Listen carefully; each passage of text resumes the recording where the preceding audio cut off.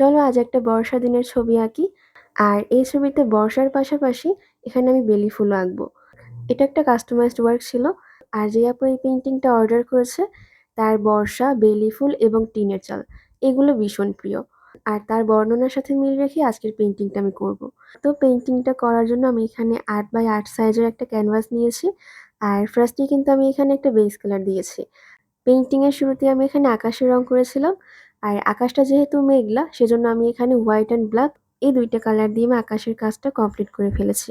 আকাশের কাজটা কমপ্লিট হয়ে গেলে আমি এখানে দূরে কিছু গাছপালা এঁকেছি। আর এগুলো আঁকার জন্য এখানে আমি ইউজ করেছিলাম sap green, monastral green, lemon yellow এবং হোয়াইট অ্যান্ড ব্ল্যাক কালার। আর সেই সাথে ইয়েলো কালার।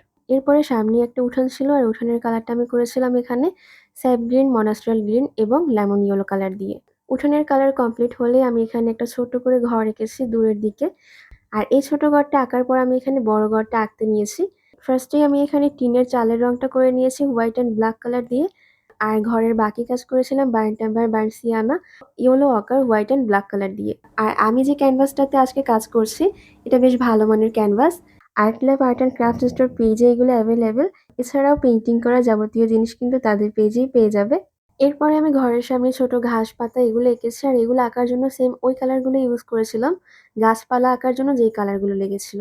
এগুলো আঁকা হয়ে গেলে আমি এখানে ২টা টব এঁকেছি, বেলি ফুলের গাছ আঁকবো তাই। আর এই ২টা আঁকার জন্য আমি এখানে হোয়াইট অ্যান্ড ব্ল্যাক কালারটা ইউজ করেছিলাম। আর গাছ আঁকার জন্য এখানে আমি ফার্স্টে ডাল এবং পাতা এঁকেছি।